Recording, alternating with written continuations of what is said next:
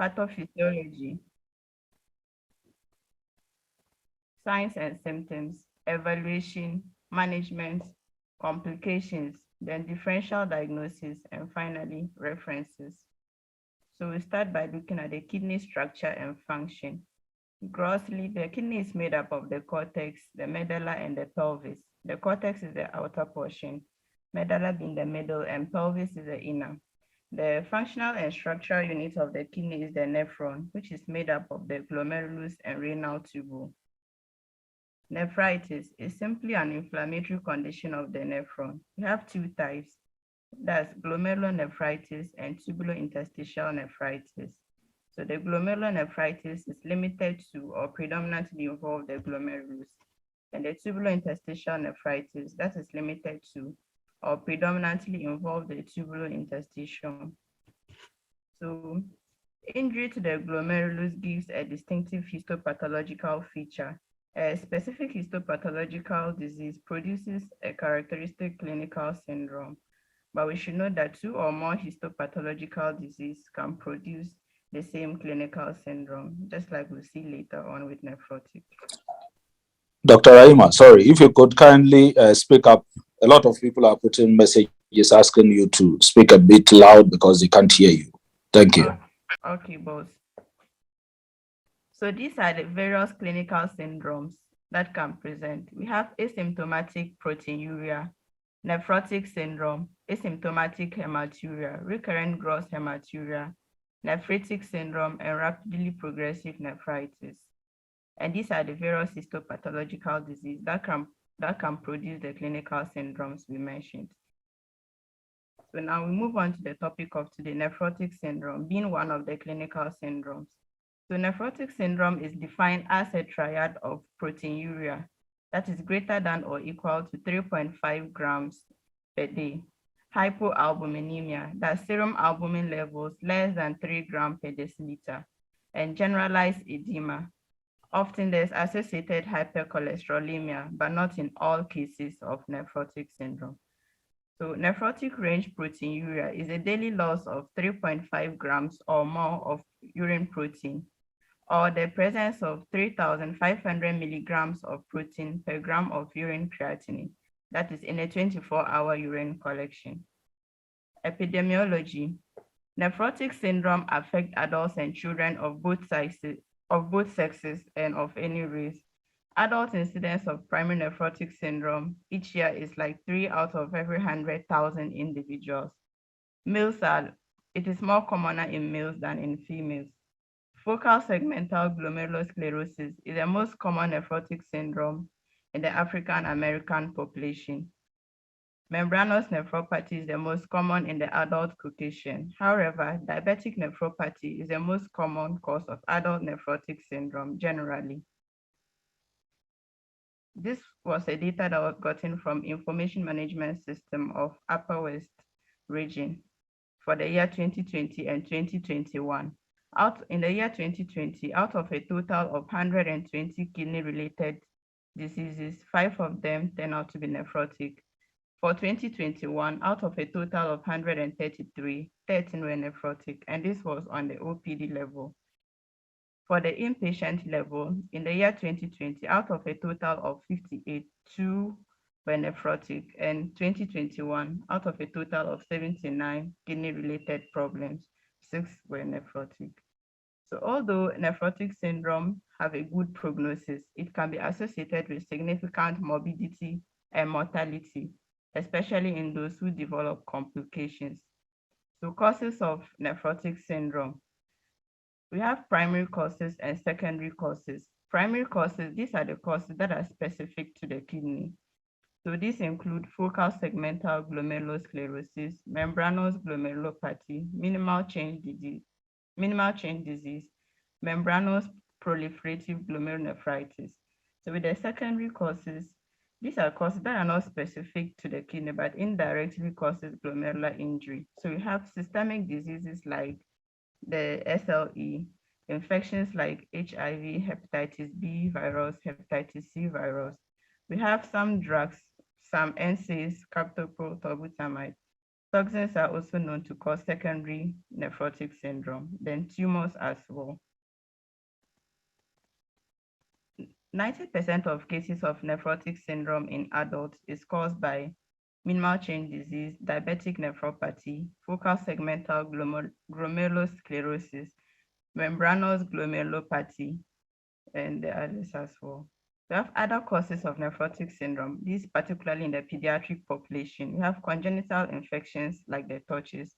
We also have genetic mutations like NPHS1, NPHS2 mutations, the phospholipase C epsilon 1 mutation, and the alpha actinin mutations. Proposed mechanism of glomerular injury. There are three main proposed mechanisms. We have the first one being immunocomplex deposition from circulation.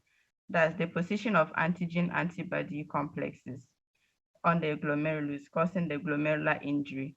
The second being in situ formation of immunocomplexes through the reaction of circulating and autoantibodies to a native antigen, that's an intrinsic antigen. Then the last being in situ formation of immunocomplexes with an extrinsic antigen that is bound to the podocyte. Pathophysiology of nephrotic syndrome. We'll start by looking at a brief anatomy of the glomerular filtration barrier. The filtration barrier is made up of the endothelium of the glomerular capillaries, the glomerular basement membrane, and the food processes of the podocyte. These three provide both anatomic and electric barrier to the passage of molecules. The anatomic barrier is provided by the food processes of the podocyte and then the glomerular basement membrane.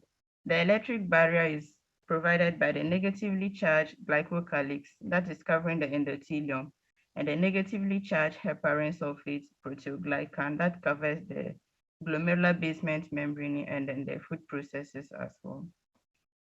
The anatomic and then the electric barrier prevent the passage of larger molecules and also negatively charged molecules, particularly plasma proteins. So now the pathophysiology proper. When there's an injury to the glomerulus, there's an increase in glomerular permeability.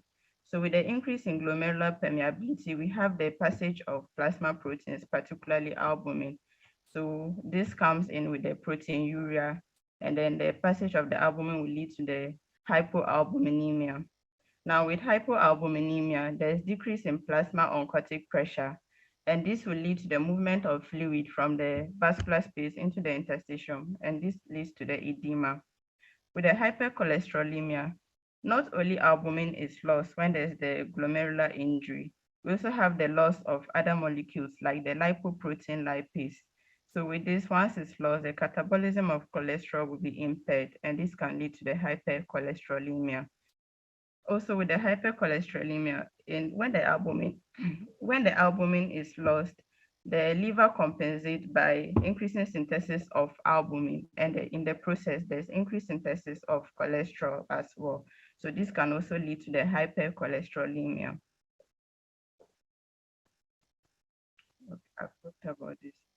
So not only the albumin and lipoprotein lipase is lost, we also have the loss of antithrombin 3, and this increases risk of thrombosis. Then there's also loss of immunoglobulin G and factor B. This increases the risk of infection in such patients. Now, pathogenesis of edema in nephrotic syndrome. There are two schools of thought for the pathogenesis of edema. We have the underfold hypothesis and then the overfold hypothesis. The underfold hypothesis explains the hypoalbuminemia that causes the edema, which I've explained earlier on. With the overfold hypothesis, it simply has to do with sodium and water retention, and this due to activation of the RAS system. However, the underfold hypothesis can lead to the overfold hypothesis in that when there's decreased plasma oncotic pressure, the movement of fluid leaves the vascular space into the interstitium. This would eventually lead to hypoperfusion of the glomerulus, and this can cause activation of the RAS system, which would eventually lead to sodium and water retention, and this can worsen the edema in nephrotic syndrome. I've talked about this. So we'll move on to the signs and symptoms of nephrotic syndrome. general patients do present with swelling of the face. That is usually followed by swelling of the entire body. Some can also come with passage of foamy urine. There's associated fatigue, loss of appetite, and symptoms of other systemic disease that could probably be the secondary cause of the condition can also be present as well. Then signs of nephrotic syndrome. Edema is a principal manifestation and typically starts facially, later involving other sites. Adults usually present with a dependent type of edema, that's edema that is gravity related. In severe cases, there's translation into preform cavities like the pleural and pericardial spaces. Also on with the signs, hematuria and hypertension can be present, but this is not a classic feature of nephrotic syndrome. So you can see this in a minority of patients. Additional features on exam will vary depending on the cause, that's the underlying cause of the nephrotic syndrome. Signs continue. So we have urine dipstick. This can be done at bedside, and it usually shows protein that is greater than 300 milligram per deciliter. Previously, we say greater than or equal to 3 pluses. DP is usually normal or mildly increased. Investigations. Diagnostic studies for nephrotic syndrome may include urine studies. 1, urine urinalysis. This is usually the first test that is used in diagnosis of nephrotic syndrome. So on dipstick, it usually shows proteinuria greater than or equal to 300 milligram per deciliter. So we shouldn't only look at the protein aspect, you should look at all other components of the dipstick, like the glucosuria, which can further give you more information. Then the second is urine protein measurement. This is usually done over 24 hours. And usually the presence of 3,500 milligram of protein per gram of creatinine in a 24 urine collection. So the third is a urine sediment examination. The other investigations we want to do is a serum albumin. The serum albumin is usually low in nephrotic syndrome. Other supportive investigations include renal function. This could be normal or mildly impaired. We have full blood count. This can give you an overview of whether there's an infection, which will be evidenced by increased WBC count, which is differential. We can also look at the other components like the hemoglobin and platelets on the full blood count. Then the other investigation we do is a lipid profile. This can give you an idea as to whether there is hypercholesterolemia or not. Then erythrocyte sedimentation rate, C-reactive protein. These two can also be elevated in nephrotic syndrome. The other investigations we do are the serologic studies for infection and immune abnormalities. So we have hepatitis B virus and C serology, HIV. Then we also do a lupus serology, that is antinuclear antibodies, anti-double-stranded DNA for lupus investigation.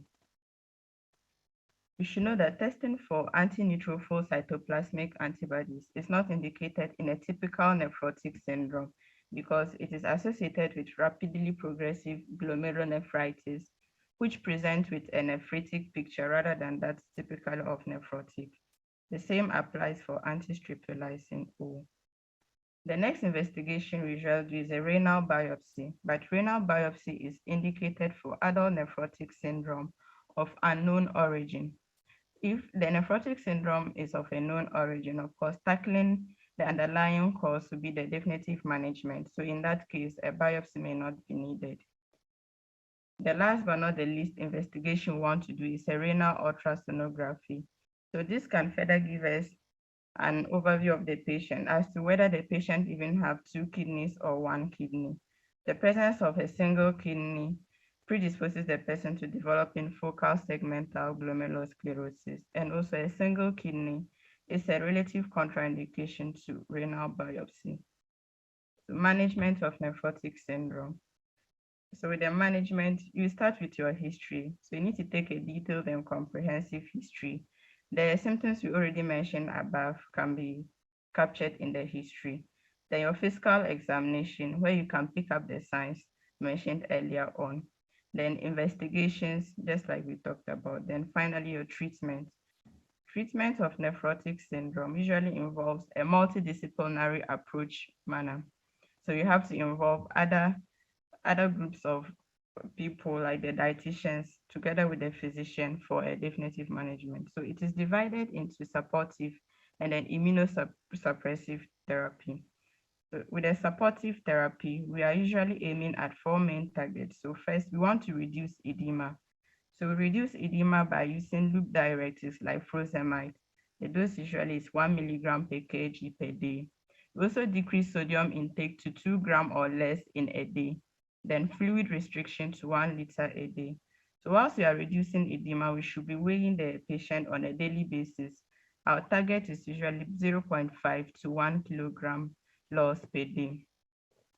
Our next aim in the supportive is to reduce proteinuria. So this is usually done by using AC inhibitors. So AC inhibitors reduces proteinuria by reducing intraglomerular pressure. Okay, so the next is reduce risks of complications. So anticoagulation to prevent thromboembolic complications. You can also use statins except rosuvastatin to manage hyperlipidemia. Rosuvastatin is known to be nephrotoxic and also worsens the proteinuria in nephrotic syndrome. Then we treat infections promptly. Other supportive therapy include, you have to ensure adequate caloric intake and adequate protein intake, avoid high fats intake. Vitamin D supplementation is advised for patients with vitamin D deficiency.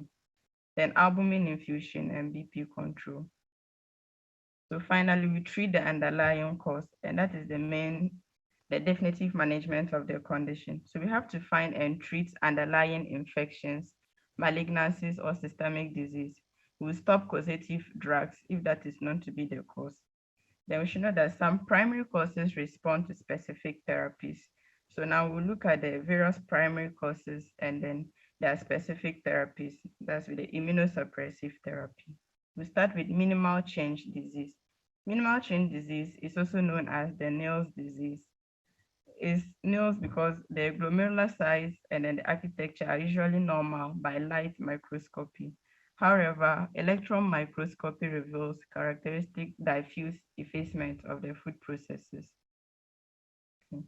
So treatment of minimal change disease. Minimal change disease is highly steroid responsive and carries an excellent prognosis. So this is usually done by using particularly prednisolone. So with the children, you give 60 milligram daily for 4 weeks. That's approximately 2 milligram per kg per day. This is usually followed by 4 milligram on alternate days for additional 4 weeks and then tapered down over 2 weeks. For the adult, the dose is usually 1 to 1.5 milligram per kg body weight per day for 4 weeks, followed by 1 milligram per kg per day on alternate days for 4 weeks as well. So we have alkylating agents are reserved for a small number of patients, that is patients with steroid-resistant nephrotic syndrome and patients with frequent relapse. So in these settings, we have cyclophosphamide and chlorambucil can be used.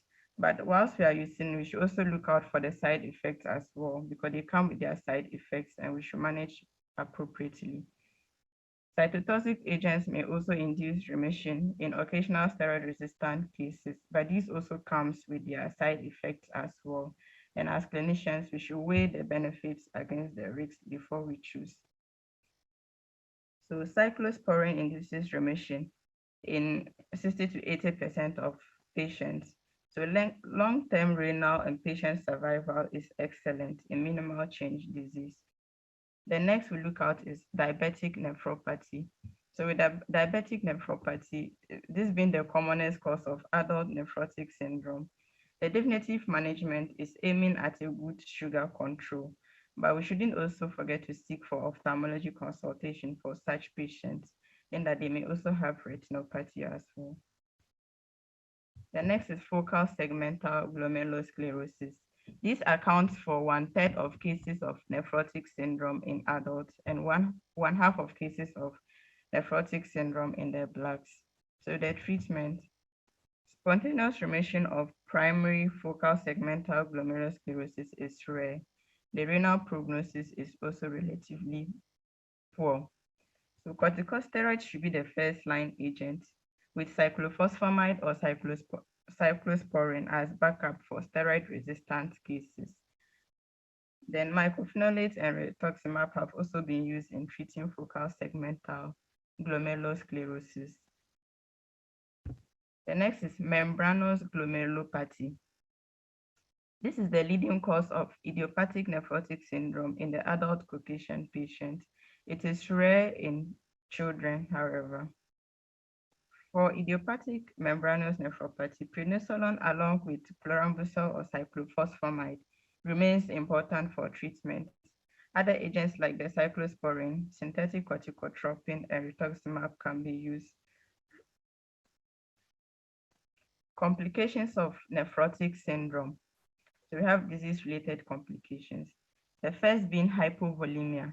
Hypovolemia is usually precipitated or is made worse by diuretics. We have acute kidney injury. This is usually due to the hypovolemia, which causes a pre-renal acute kidney injury. The third complication is thromboembolism. Just like we saw earlier on, they are at risk of thrombosis. The next is infections, particularly cellulitis, that's the commonest. The last is the hypercholesterolemia, which we've seen earlier on. Okay, differential diagnosis. First differential is a nephritic syndrome, but nephritic syndrome comes with its own classic features. So the next differential diagnosis is heart failure, but with heart failure, with a history physical examination, you can pick up other heart conditions as well, like heart murmur, breathlessness, cyanosis. Then next differential is chronic liver disease. In children, we have allergic reaction and malnutrition can come in as differentials as well. So the take-home message, since nephrotic syndrome is a triad as described above, clinicians should have a higher index and pick it up early as possible. Then the definitive management involves treating the underlying cause. And we should also note that not all adult nephrotic syndrome are steroid responsive like pediatric cases. So these are my references. Thank you. Thank you very much, Dr. Rai, for an excellent job done. This is the first time we're getting a feminine force take us through one of our topics for the weekly presentation. And she's done so well. Within 30 minutes, the topic justice has been done to it. Like I indicated at the beginning of the presentation, kindly put in your comments or suggestions or questions in the chat box so that if there are any we could address. I'm just going through the chat box and I don't seem to see any question other than the initial issues about the voice issues. I guess once you adjusted the microphone and got close to it, it was way better. As I indicated at the beginning of the presentation, like we did last week, and subsequently we would be doing, per each presentation, we want to look at how it went and how best we can improve for subsequent ones. So if you could kindly look at the chat box now, you realize I put in an evaluation for today. It's a very quick one. Once you click on the link or you tap on the link that I've provided, within a minute, you'll be able to give us those responses. And then we can obviously serve you better and be able to improve the presentation for all of us. So kindly do this for us as we even attempt to discuss your questions in the chat box as well. So the first question is from Emmanuel. He's asking, can nephrotic syndrome be cured once the underlying cause is identified? Dr. Rai, can you help us with that? So with the definitive management,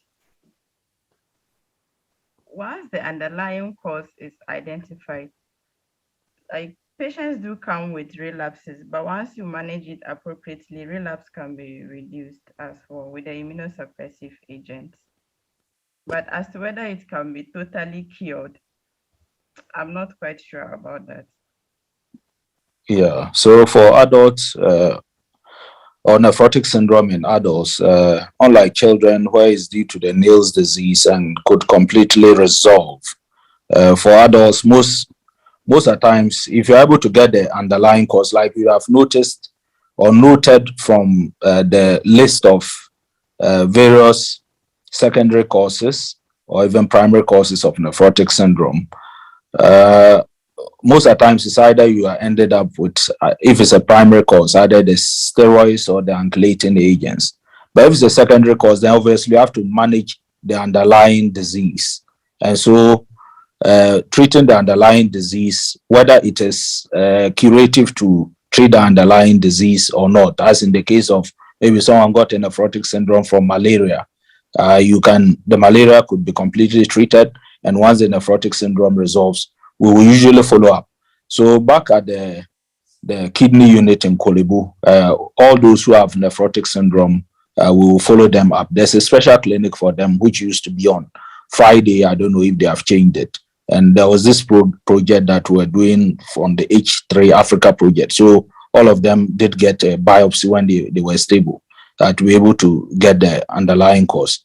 So it's not a yes or no answer, would depend on whatever the underlying cause of that nephrotic syndrome is. But in children, you are most certain that this is likely to resolve. But it's key that will let you know that you need to follow these patients up in the long term.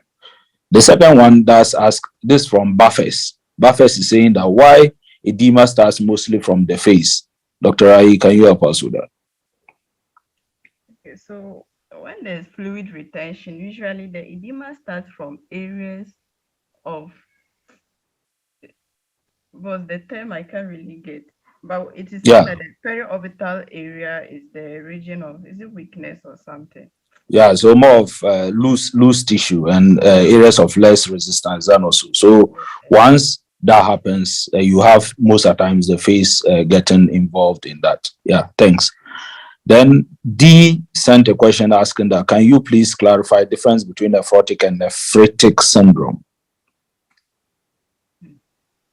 Okay, so with the nephrotic syndrome, just like we look at the triad in the presentation, the nephritic syndrome also have some peculiar things that is classic with it, like the hematuria, hypertension, then the presence of the red cell cast in nephritic syndrome, which you will not pick up with all cases of nephrotic syndrome. I think that's what I Great. can say about it. Okay, great. That's fine. Uh, so before we continue, kindly look in the chat box, and then you could kindly help us evaluate today's program. It takes less than 2 minutes maximum to do this. Uh,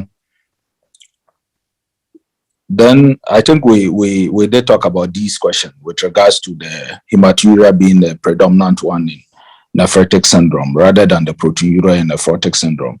Then Dr. Kelly Hartfield asks about, can a renal biopsy be done in WA Regional Hospital? If where is the nearest center for such? So I would provide a direct response to that. We cannot do a renal biopsy in WA. In Tamale, where I worked before I moved in here, it was not also being done. So I'm only aware of the Kolebu Teaching Hospital where we're doing the biopsies. I don't know if that doesn't hold true currently. But in where I am based now, we cannot do a renal biopsy. So it's one of the limiting factors, obviously, to a definitive management of nephrotic syndrome in adults. So all our patients will need to see a nephrologist elsewhere when they are stable, so that then they are followed up appropriately. Sani asks, thanks for the, okay, he says, thanks for the wonderful presentation. Doc, please, can nephrotic syndrome occur in pregnant women? Dr. Rai, do you want to take that? Okay. Hmm. Nephrotic syndrome in pregnancy, like, pregnancy in itself comes with kidney injury. And usually significant protein, that's nephrotic range proteinuria, can occur in the later stages of pregnancy. And with this, usually the ONG people would rather pick preeclampsia. So, but I think it can occur in pregnancy. Just that you have a wide range of differentials for it. Great. So it does occur in pregnancies, and of course, the incidence is actually less than 1%, really. But like you rightly said, the issue about pregnancy-induced hypertension and preeclampsia and all of that, that's certain. So you have usually the usual causes of what do you call it? Nephrotic syndrome. That's why it's called a syndrome. So preeclampsia as a disease can cause nephrotic syndrome if you do have the triad that she did mention. And again, diabetes in pregnancy, even if you have amyloidosis, which is one of the common systemic presentations, it's actually the commonest presentation of systemic amyloidosis. So any of this, so it's not exclusive of pregnancy. So that's it. It can occur, and of course, if it does, there's a high risk of developing both maternal and fetal complications. I'm sure the OBGY people will always ask you to have a physician consult when you do have this, so that then we can co-manage. Like she rightly said, it's a multidisciplinary team approach to such a management. HIV patient with nephrotic syndrome, Dr. Bismarck is asking, how do you treat once steroids are immunosuppressants? So typically, you need to distinguish between what is called HIVAN, that is HIV-associated nephropathy, and then the nephrotic syndrome. And so it's probably better that such a person is co-managed by an OBGY specialist, a physician specialist, and if possible, where you have a nephrologist. So you have to weigh the risk versus benefits for attempting such management with either the immunosuppressants or the alkylating agents or as such. So I cannot provide a direct response to that, because then it will be a multidisciplinary team approach with the patient's own consent as to what next to do, i.e., what stage of the pregnancy is it? Is it something that we can get the pregnancy out as soon as possible, or any of that? And at what rate of or level of renal impairment is it? So I would say that if we do have a patient with such, you may need to refer to a tertiary center so that the appropriate management can be done for him. Abrifa asks, please, what's the best management for children with steroid resistance? So unfortunately, this presentation does not cover pediatric nephrotic syndrome, but like they will usually say, if they do have steroid resistance, some of the alkylating agents may be the way to go. I would say that it will be best to have a pediatrician attend to such a kid, and then the team can then support him. Please, can nephritic syndrome coexist with nephrotic syndrome? Very true. You can have nephrotic syndrome. Bismarck asks again, if you could also share the presentation afterwards. Yes, Bismarck, there's good news. We are going to put up this recording on the Ghana Medical Help YouTube page. So you could just, once you get onto the YouTube, you could type in Ghana Medical Help, and you'll find that this, including all our other presentations right from last year to date, you would have access to all of them. So at your own convenience, you can do that.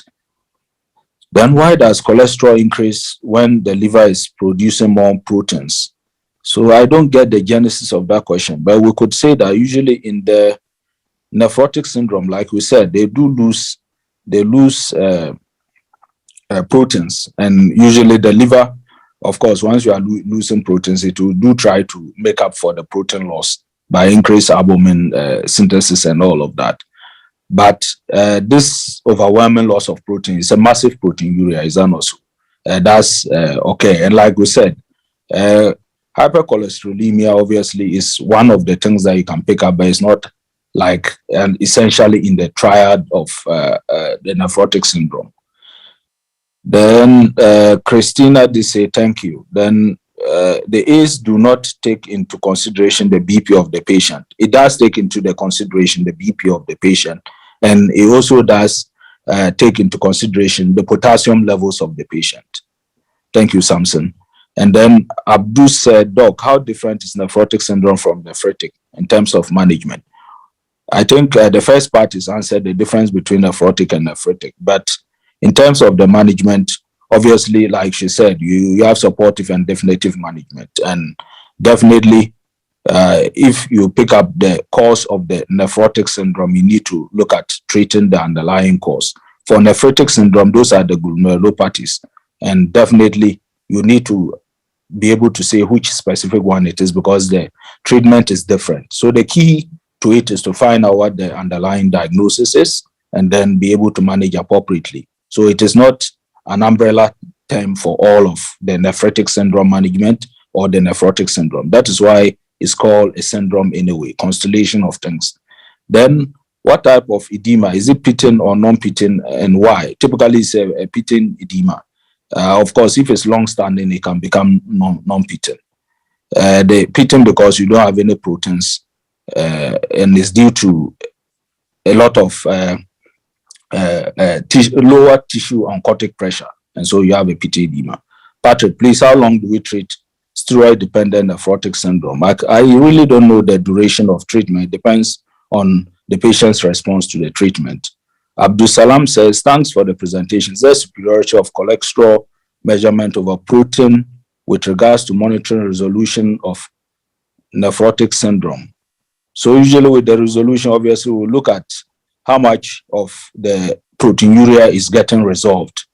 I'm not sure about any superiority of measuring the cholesterol and why such is. Then Sani says, is it possible to have nephrotic syndrome without proteinuria?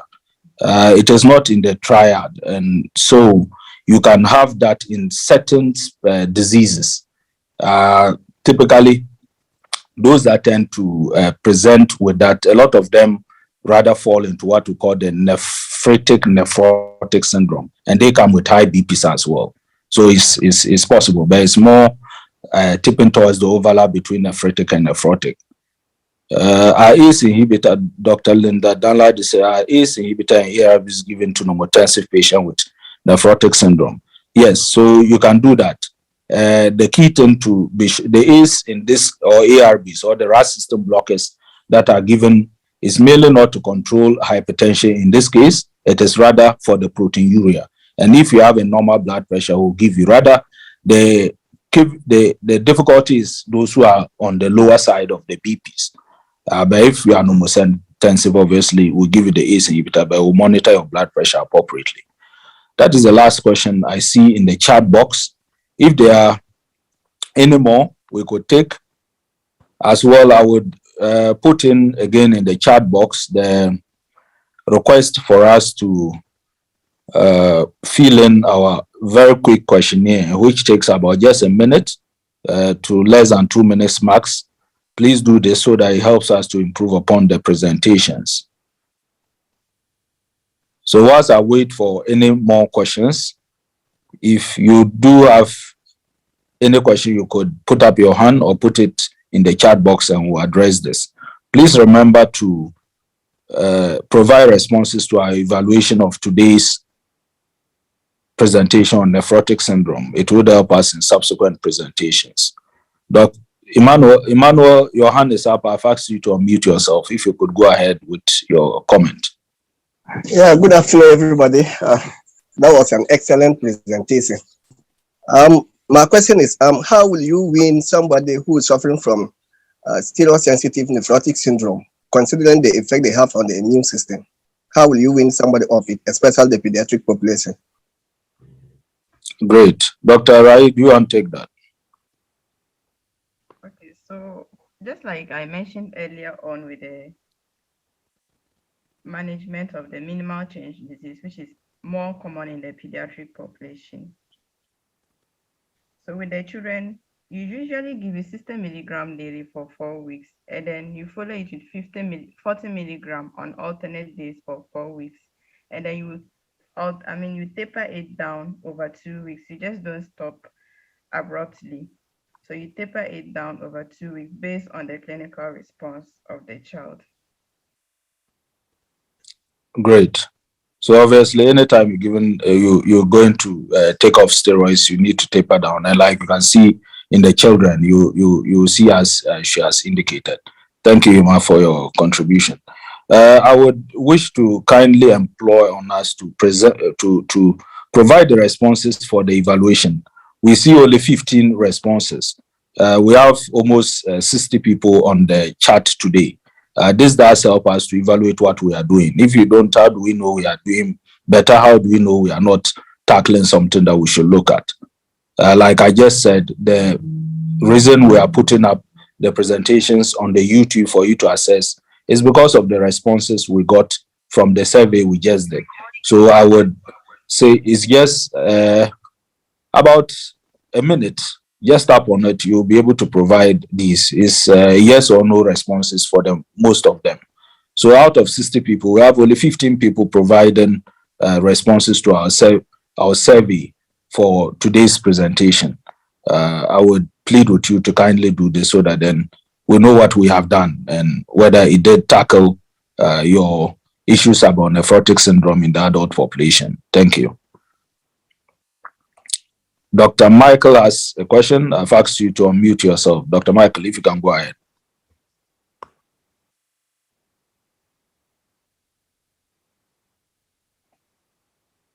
Dr. Michael, kindly unmute yourself and go ahead with your question. Your hands are up. Please, as a follow-up to the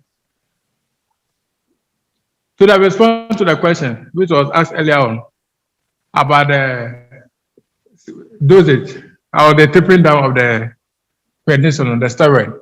So I think in children, you start with the maximum dose, which is 60 milligram per body surface area, 60 milligram per meter square, but not necessarily 60 milligram right from the start. Then you taper it down to the 50 milligram per meter square.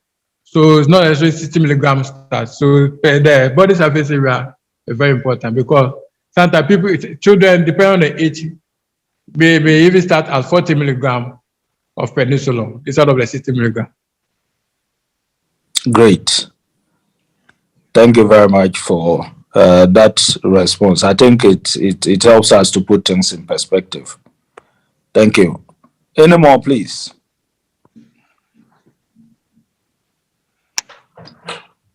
Questions, comments? So no, I don't see any hand up. As well in the chat box, I don't see any as well. So today we've been able to do this in less than an hour. That's about 45 minutes. I would wish to implore on us all to kindly fill the very short survey, the brief survey, the one minute survey, so that we're able to say how we benefited from Dr. Rahima's presentation. I've put up the link again. Just tap on it. Within a minute, you'll be able to provide that.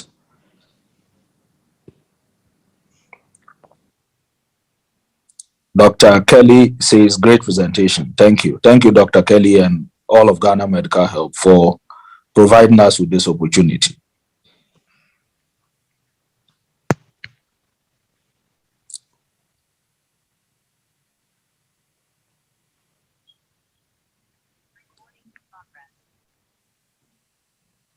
All right.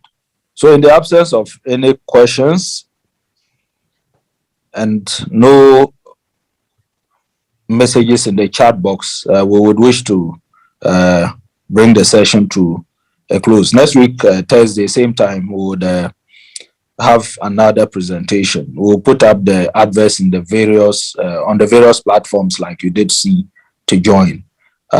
Please remember to tap in and provide your responses to our survey so that it better serves us. So we meet next week. Take good care of yourself and let's stay safe. COVID is real. Thank you. Bye-bye.